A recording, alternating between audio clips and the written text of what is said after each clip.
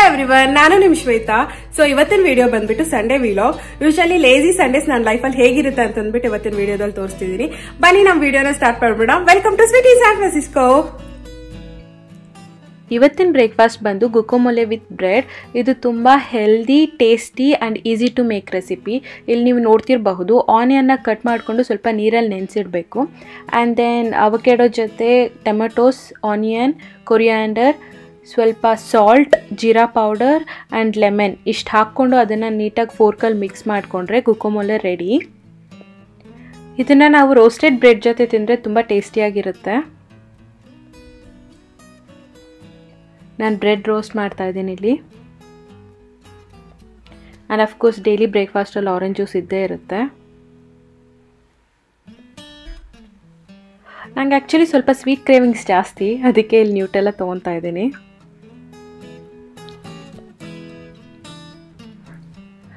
Sundays ಎದ್ದೋಳೋದೇ late, may be ಒಂದೊಂದ್ಸಲ 9, 10, 11 ಕೂಡ ಆಗ್ತಿರುತ್ತೆ. ಎದ್ದು ಬ್ರೇಕ್ಫಾಸ್ಟ್ ಮಾಡೋ ಅಷ್ಟೊತ್ತಿಗೆ 12 o'clock, 1 o'clock ಆಗ್ತಿರುತ್ತೆ. ಲಂಚ್ ಟೈಮ್ಗೆ ಬ್ರೇಕ್ಫಾಸ್ಟ್ ಮಾಡಬೇಕಾಗಿ ಬರುತ್ತೆ. ಇಲ್ಲಿ ಅಷ್ಟೇ, ಇವತ್ತು ಸ್ವಲ್ಪ ಬೇಗನೆ ಅಂದರೆ 10 ಗಂಟೆಗೆ ಎದ್ದಿದ್ರಿ. ಎದ್ಬಿಟ್ಟು ಬ್ರೇಕ್ಫಾಸ್ಟ್ ತಿನ್ನೋ ಅಷ್ಟೊತ್ತಿಗೆ 12 ಆಯಿತು.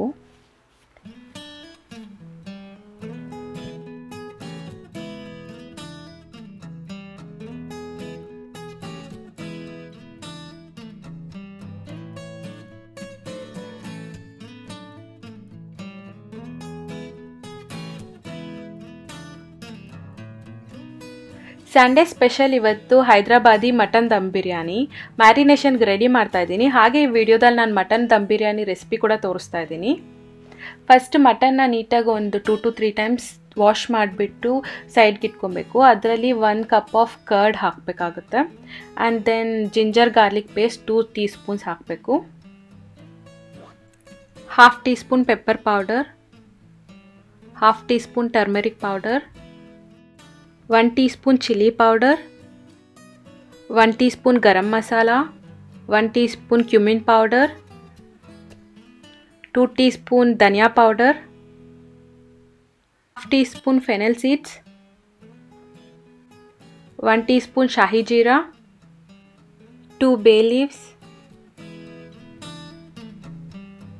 stone flower, 5 to 6 cardamom, 2 black cardamom, 2 star anise, 2 Marathi moggu, 1 mace, 1/2 teaspoon jeera, 1 cinnamon stick, 5 to 6 cloves, peppercorns, and then 2 teaspoons of salt, 2 teaspoons of mutton biryani powder, which is optional, 4 slitted green chilies, handful of mint and handful of coriander, fried onions, 1/2 lemon,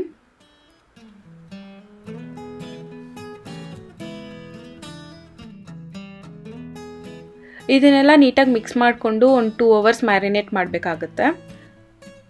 overnight marinate ಮಾಡಿದ್ರೂ ತುಂಬ ಟೇಸ್ಟಿಯಾಗಿರುತ್ತೆ. Usually ನಾನು overnight marinate ಮಾಡ್ತಿದ್ದೆ, but ನಿನ್ನೆ ಹೊರಗಡೆ ಹೋಗಿದ್ದಾಗ ನಮಗೆ mutton ಸಿಗಲಿಲ್ಲ. ಆದ್ದರಿಂದ ಇವತ್ತು ತೊಗೊಂಬಂದು ಒಂದು 2 hours ಮ್ಯಾರಿನೇಟ್ ಮಾಡ್ತಾ ಇದ್ದೀನಿ.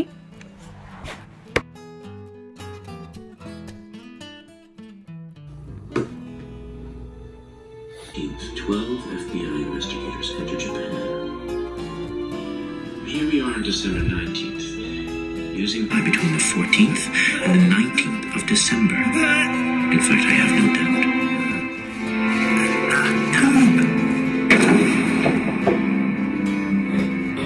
Ray Pember's fiancée, Naomi Misora. So it's her. She was working under me. I guess she must have come to Japan. suicide ಮಾಡ್ಕೊಂಡಿದ್ದು ನೋಡ್ಬೇಕು ಅಂತ ನೋಟಲ್ಲಿ ಬರ್ತಾ.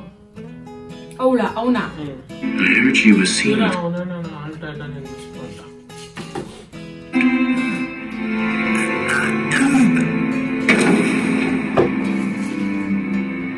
Ray Pember's fiancée, Naomi Misora.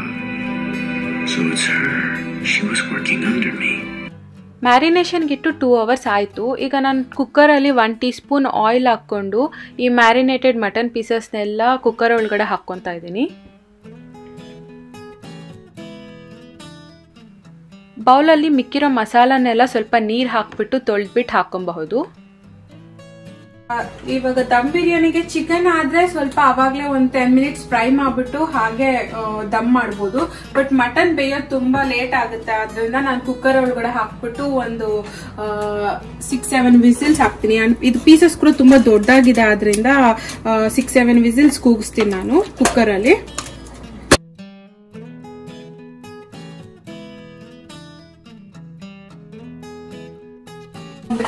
ಬಿರಿಯಾನಿಗೆ basmati rice ತುಂಬಾ ಚೆನ್ನಾಗಿರುತ್ತಲ್ಲ, ಸೊ ನಾನು ದಾವತ್ use ಮಾಡ್ತೀನಿ. And ಇದು ನಾನು ರೈಸ್ಗೆ ಅಳತೆ ಇಟ್ಕೊಂಡಿರೋ ಗ್ಲಾಸ್. 1 ಟೈಮ್ಗಾದ್ರೆ ನಮ್ಮಿಬ್ಬರಿಗೂ ಇದ್ರಲ್ಲಿ 1.5 ಗ್ಲಾಸ್ ಆದ್ರೆ ಸಾಕಾಗುತ್ತೆ. ಇವಾಗ ಇದು 2 ಹೊತ್ತಿಗೆ ಮಾಡ್ತಿರೋದ್ರಿಂದ ಇದ್ರಲ್ಲಿ 3 ಗ್ಲಾಸಸ್ ಹಾಕ್ತೀನಿ ನಾನು.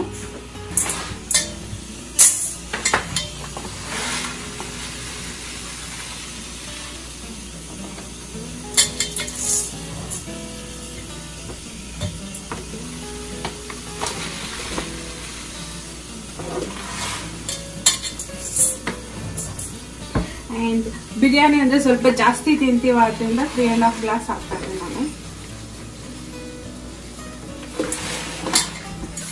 ಬಾಸ್ಮತಿ ರೈಸ್ ಒಳ್ಳೆ ಕ್ವಾಲಿಟಿ ತಗೊಬೇಕು ನಾವು. ಅಂಡ್ ಇದನ್ನ ನೀಟಾಗಿ ಒಂದು 2-3 ಸಲ ತೊಳೆದು ಒಂದು ಹಾಫ್ ಆನ್ ಅವರ್ ಇಂದ 45 ಮಿನಿಟ್ಸ್ ವರೆಗೂ ನೆನೆಸ್ಕೊಬೇಕಾಗುತ್ತೆ.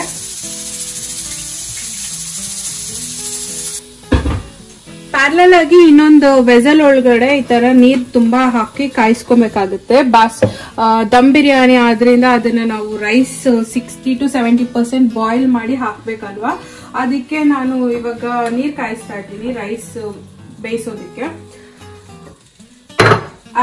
ಅದ್ರೊಳಗಡೆ ದಮ್ ಬಿರಿಯಾನಿಗೆ ಬಾಸ್ಮತಿ ರೈಸ್ 60 to 70% ಬಾಯ್ಲ್ ಆಗಿರ್ಬೇಕು ಫಸ್ಟ್.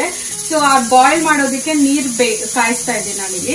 ಆ ನೀರ್ ಕಾಯಿಸೋದ್ರೊಳಗಡೆ ಒಂದಷ್ಟು ಮೆಣಸು ಅಂಡ್ ಈ ಚಕ್ಕೆ ಸ್ವಲ್ಪ, ಇದು ಹೆಸರಿನ ಗೊತ್ತಿಲ್ಲ, ಸ್ಟಾರ್ ಏನೋ ಅದು, ಅಂಡ್ ಇದು ಪಲಾವ್ ಎಲೆ. ಇದು ಸ್ವಲ್ಪ ಕಡಿಮೆ ಇದೆ, ಅದಕ್ಕೆ ಕಡಿಮೆ ಆಗ್ತಾ ಇದೆ, ಇನ್ನೂ ಜಾಸ್ತಿ ಹಾಕಬಹುದು. ಅಂಡ್ ಒಂದು 4 ಏಲಕ್ಕಿ,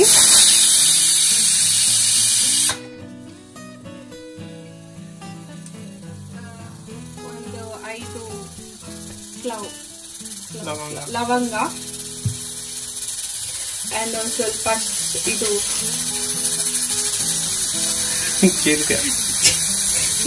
ಏನಂತಾರೆ ಸೋಂಪು. ಅಂಡ್ ನೆಕ್ಸ್ಟ್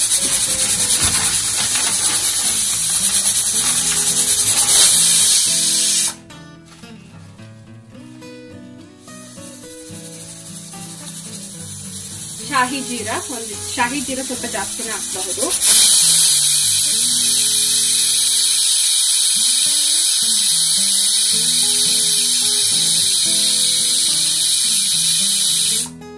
ಅಂಡ್ ಅದಾದ್ಮೇಲೆ ಉಪ್ಪು ಜಾಸ್ತಿನೇ ಹಾಕ್ಬೇಕಾಗುತ್ತೆ.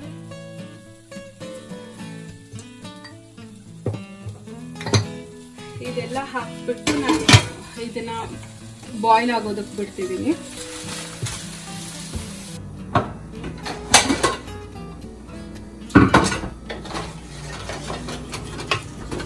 ಈ ತರ ಸ್ವಲ್ಪ ನೀರ್ ಇರೋದನ್ನೆಲ್ಲ ನಾವು ಮತ್ತೆ ಸ್ಟವ್ ಆನ್ ಮಾಡ್ಕೊಂಡು ಈ ನೀರೆಲ್ಲ ಎವಾಪರೇಟ್ ಆಗೋಗಿ ನೋಡ್ಕೊಬೇಕು. ದಮ್ ಬಿರಿಯಾನಿಗೆ ಈ ತರ ನೀರೆಲ್ಲ ಇರಬಾರ್ದು.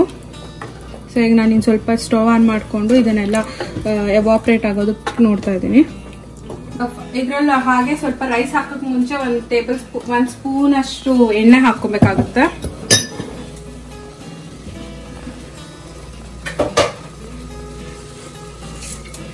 ಈಗ ನಾನು ರೈಸ್ ಹಾಕ್ತಾ ಇದ್ದೀನಿ ಬಾಯ್ಲಿಂಗ್ ವಾಟರ್ಗೆ. ಈ ರೈಸ್ ಹಾಕಿದಾದ್ಮೇಲೆ ನಾವು ಹೈ ಫ್ಲೇಮಲ್ಲಿ ಒಂದು 6 to 8 ಮಿನಿಟ್ಸ್ ಬೇಯಿಸಿದ್ರೆ ಇದು 60 to 70% ಬಾಯ್ಲ್ ಆಗೋಗಿರುತ್ತೆ ರೈಸ್. ಇವಾಗ ನೋಡ್ತಿರ್ಬೋದು ಮಟನ್ ಚೆನ್ನಾಗಿ ಬೆಂದಿದೆ ಅಂಡ್ ಇದು ಮಾಯಿಶ್ಚರ್ ಎಲ್ಲ ಹೊಟ್ಟೋಗಿದೆ, ಎವಾಪರೇಟ್ ಆಗ್ಬಿಟ್ಟು ನೀಟಾಗಿ ಮಸಾಲ ಮಾತ್ರ ಮೆಕ್ಕಿದೆ. ಸೊ ಈಗ ನಾನು ಏನ್ ಮಾಡ್ತೀನಿ, ಅದು ಪ್ಯಾರಲಲ್ ಆಗಿ ಅದು ರೈಸ್ ಬಾಯ್ಲ್ ಆಗೋಷ್ಟ್ರೊಳಗಡೆ ಒಂದು ಸ್ವಲ್ಪ ಅಗಲ ಇರೋಂತ ಪಾತ್ರೆ ತಗೊಬೇಕಾಗುತ್ತೆ ದಮ್ ಬಿರಿಯಾನಿಗೆ. ಈಗ ನನ್ನ ಹತ್ರ ಇರೋದ್ರಲ್ಲಿ ಅಗಲ ಇರೋದಂದ್ರೆ ಸ್ವಲ್ಪ ಇದೇ ಪಾತ್ರೆ ಆದ್ರೆ ನಾನು ಇದನ್ನ ತಗೊಂಡಿದ್ದೀನಿ. ಸೈಡ್ ಸ್ವಲ್ಪ ಎಣ್ಣೆ ಹಾಕೊಬೇಕಾಗುತ್ತೆ, ತುಂಬಾ ಅಲ್ಲ, ಆಲ್ರೆಡಿ ತುಂಬಾ ಹಾಕಿದೀವಿ ನಾವು ಎಣ್ಣೆ. ಸ್ವಲ್ಪ ಅದೇ ಸೀದೋಗ್ದಿರಾ ಇರ್ಲಿ ಅಂತ ಅಂದ್ಬಿಟ್ಟು ನಾನು ಎಣ್ಣೆ ಹಾಕೊಂತ ಇದ್ದೀನಿ. ಈಗ ಮಟನ್ ಇದು 2 LPs ಇದೆ. ಸೊ 1 LP ಇದ್ರೆ ನಾನು ಒಂದೇ ಲೇಯರ್ ಅಲ್ಲಿ ಹಾಕ್ಬಿಟ್ಟು ಮುಗಿಸ್ಬಿಡ್ತೀನಿ. 2 LPs ಇದೆ ಆದ್ರಿಂದ ನಾನು ಇದನ್ನ 2 ಲೇಯರ್ಸ್ ಆಗಿ ಹಾಕೋತೀನಿ. ಫಸ್ಟ್ 1 ಲೇಯರ್ ಹಾಕ್ತಿದ್ದೀನಿ ಕೆಳಗಡೆ ನಾನು ಇಲ್ಲಿ.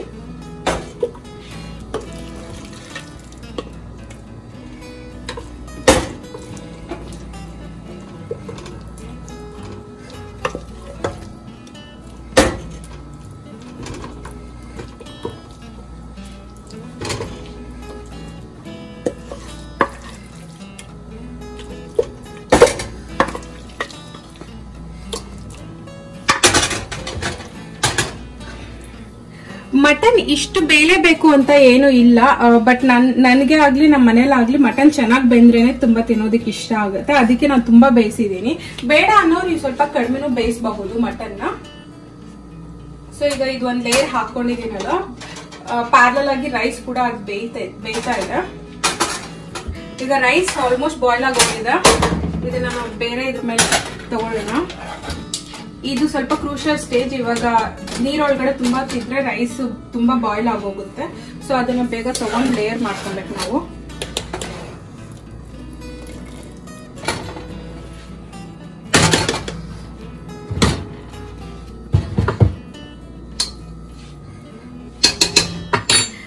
ಈಗ ಸ್ವಲ್ಪ ಕಟ್ ಮಾಡಿ ಇಟ್ಕೊಂಡಿರೋ ಕೊತ್ತಂಬರಿ ಸೊಪ್ಪು, ಪುದೀನ ಹಾಕಿ ಫ್ರೈಡ್ ಆನಿಯನ್ಸ್ ಹಾಕ್ಬೇಕಾಗತ್ತೆ.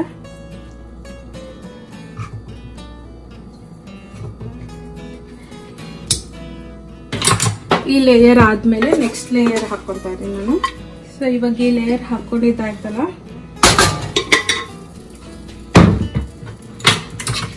ಈಗ ರೈಸ್ ಬೇಗ ಬೇಗ ಶಿಫ್ಟ್ ಮಾಡಬೇಕು.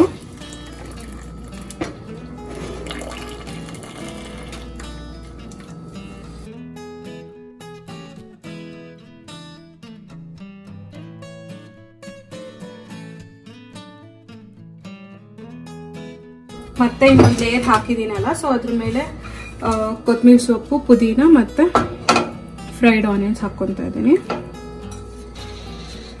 ಲಾಸ್ಟ್ ಅಲ್ಲಿ ತುಪ್ಪ. ಇದಕ್ಕೆ ಫುಡ್ ಕಲರ್ ಕೂಡ ಆಡ್ ಮಾಡ್ಕೊಬಹುದು, ಸ್ವಲ್ಪ ಹಾಲಲ್ಲಾಗ್ಲಿ ನೀರಲ್ಲಾಗ್ಲಿ ಕಲ್ಸ್ಬಿಟ್ಟು. ಬಟ್ ನಮ್ಗೇನ್ ಮನೇಲಿ ನಾವೇ ಇಬ್ರೆ ಎಲ್ಲ ತಿನ್ನೋದು, ಸೊ ನಾನೇನ್ ಫುಡ್ ಕಲರ್ ಎಲ್ಲ ಆಡ್ ಮಾಡಕ್ ಹೋಗ್ತಿಲ್ಲ.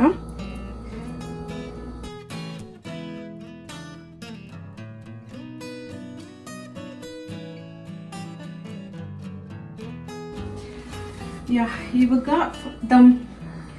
ದಮ್ಗೆಲ್ಲ ರೆಡಿ ಮಾಡಿ ಇಟ್ಕೊಂಡಿದ್ದೀವಿ ನಾವು.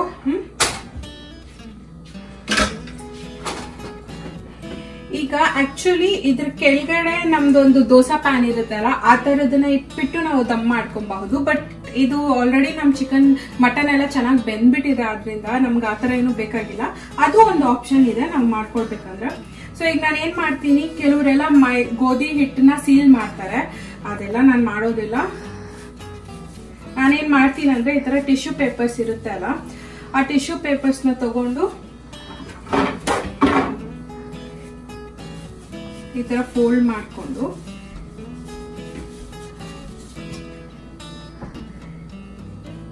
ಈ ಪ್ಯಾನ್ಸ್ ಈ ಕಡೆ ಇದು ಏರ್ ಔಟ್ ಆಗ್ದಿರಾ ನೀಟಾಗಿ ಸೀಲ್ ಮಾಡೋ ಹಾಗೆ ಮಾಡ್ತೀನಿ. ಸೊ ಈಗ ನೀವು ನೋಡ್ತಿರಬಹುದು, ಇದು ಟರ್ನ್ ಮಾಡಕ್ ಕೂಡ ಆಗ್ತಿಲ್ಲ, ಅಷ್ಟು ನೀಟಾಗಿ ಏರ್ ಟೈಟ್ ಆಗಿದೆ. ಸೊ ಈಗ ನಾನು ಲೋಯೆಸ್ಟ್ ಇಡ್ತಿದ್ದೀನಿ ಸ್ಟವ್. ಮೀಡಿಯಂ ಇಟ್ರು ಕೂಡ ತುಂಬಾ ಇದಾಗೋಗುತ್ತೆ. ಸೊ ಇಲ್ಲಿ ನನಗೆ 10 ಪಾಯಿಂಟ್ಸ್ ಇರುತ್ತೆ, ಅದ್ರಲ್ಲಿ ನಾನು 1 ಪಾಯಿಂಟ್ ಇಟ್ಬಿಟ್ಟು 1 ಪಾಯಿಂಟ್ ಗಿಂತ ಜಾಸ್ತಿ ಅಷ್ಟೇ ಇಟ್ಬಿಟ್ಟು 15 ಮಿನಿಟ್ಸ್ ನಾನು ಇದನ್ನ ದಮ್ ಆಗಕ್ ಬಿಡ್ತೀನಿ. ಆ 15 ಮಿನಿಟ್ಸ್ ಆದ್ಮೇಲೆ ಸ್ಟವ್ ಮೇಲಿಂದ ಪ್ಯಾನ್ ಹೊರಗಡೆ ತೆಗೆದ್ಬಿಟ್ಟು ಇನ್ನೊಂದು 15 ಮಿನಿಟ್ಸ್ ಇದನ್ನ ಈ ಕ್ಯಾಪ್ ತೆಗಿದೀರಾ ಹೀಗೆ ಇದ್ರೊಳಗಡೆ ದಮ್ ಆಗಕ್ ಬಿಟ್ಬಿಡ್ತೀನಿ. ಸೊ ಟೋಟಲ್ ಇದೆಲ್ಲ ರೆಡಿ ಆದ್ಮೇಲೆ ½ an hour ಬೇಕಾಗುತ್ತೆ ಇದು ದಮ್ ಮಾಡೋದಕ್ಕೆ. ಈಗ ನಾನು ಸ್ಟವ್ ಆನ್ ಮಾಡಿ ಇಟ್ಟಿದ್ದೀನಿ, ಇನ್ನೊಂದು 15 ಮಿನಿಟ್ಸ್ ಆಗುತ್ತೆ. 30 ಮಿನಿಟ್ಸ್ ಆಗೋಗಿದೆ. ನಾನೀಗ ಓಪನ್ ಮಾಡ್ತಾ ಇದ್ದೀನಿ.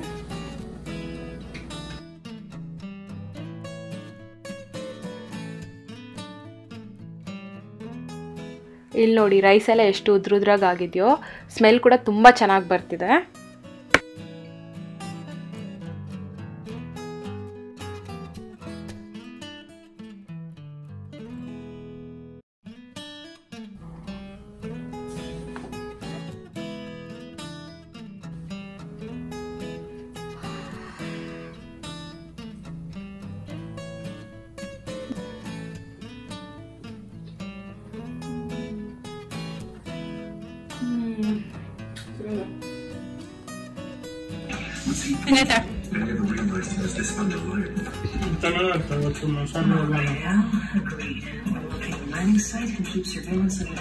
Spicy and tasty.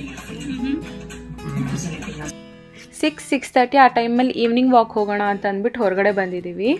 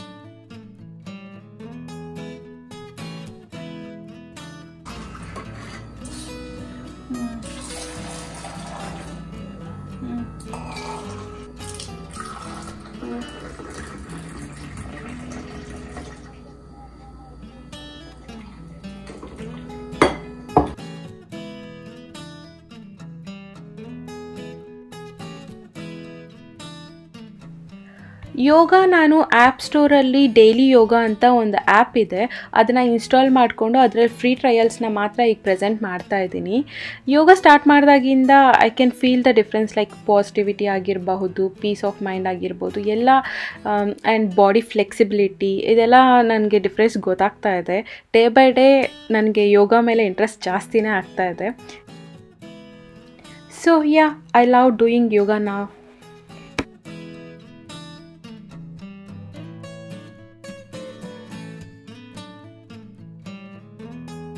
ನೋಡಿದ್ರಲ್ಲ ನಮ್ಮ ಸಂಡೇ ವಿಲಾಗ್. ಸಂಡೇ ಆದ್ರಿಂದ ಸ್ವಲ್ಪ ಎಲ್ಲ ಲೇಟಾಗಿ ಆಗ್ತಿದೆ. ಯೋಗ ಮುಗಿಯೋಷ್ಟೊತ್ತಿಗೆ ಡಿನ್ನರ್ ಟೈಮ್ ಕೂಡ ಆಗೋಯ್ತು. ಇನ್ನು ಏನೂ ಇಲ್ಲ, ಮಧ್ಯಾಹ್ನ ಮಾಡಿರೋ ಬಿರಿಯಾನಿನೇ ಇದೆ. ಬಿರಿಯಾನಿ ಮಾತ್ರ ಇವತ್ತು ತುಂಬ ಯಮ್ಮಿಯಾಗಿತ್ತು. Can't wait to have it for dinner as well. ನೀವು ಕೂಡ ಒಂದ್ಸಲ ಈ ರೆಸಿಪಿನ ಟ್ರೈ ಮಾಡಿ, ತುಂಬಾ ಚೆನ್ನಾಗಿದೆ. ಆ್ಯಂಡ್ ಎವ್ರಿ ಟೈಮ್ ಬಿರಿಯಾನಿ ಚೆನ್ನಾಗಾಗುತ್ತೆ ಅಂತೇನಿಲ್ಲ, ಒಂದ್ಸಲ ಚೆನ್ನಾಗಾಗುತ್ತೆ, ಒಂದ್ಸಲ ಚೆನ್ನಾಗಾಗಲ್ಲ. ಬಟ್ ಥ್ಯಾಂಕ್ ಗಾಡ್ ಇವತ್ತು ತುಂಬಾ ಯಮ್ಮಿಯಾಗಿತ್ತು ಬಿರಿಯಾನಿ ಕೂಡ. ಆ್ಯಂಡ್ ನಿಮಗೆ ಈ ವಿಡಿಯೋ ಇಷ್ಟ ಆಗಿದ್ರೆ ಲೈಕ್ ಮಾಡಿ, ಶೇರ್ ಮಾಡಿ, ಏನಾದರೂ ನಿಮ್ಗೆ ಇನ್ಪುಟ್ಸ್ ಇದ್ದರೆ ಕಮೆಂಟ್ ಮಾಡಿ, ಮತ್ತು ಸಬ್ಸ್ಕ್ರೈಬ್ ಮಾಡೋದು ಮಾತ್ರ ಮರಿಬೇಡಿ ನನ್ನ ಚಾನಲ್ಗೆ. Thank you for watching. See you in next blog. Bye bye.